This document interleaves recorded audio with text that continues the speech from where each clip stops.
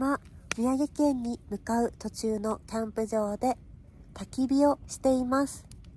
都会に疲れたみんなへ焚き火の、動画をお送りしたいと思います。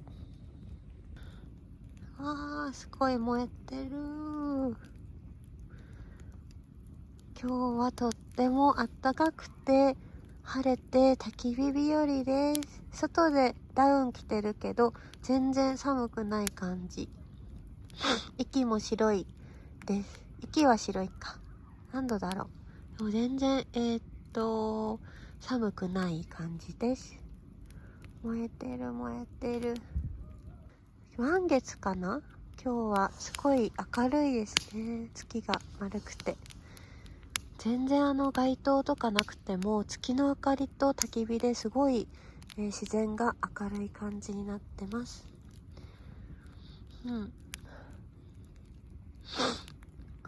すごい。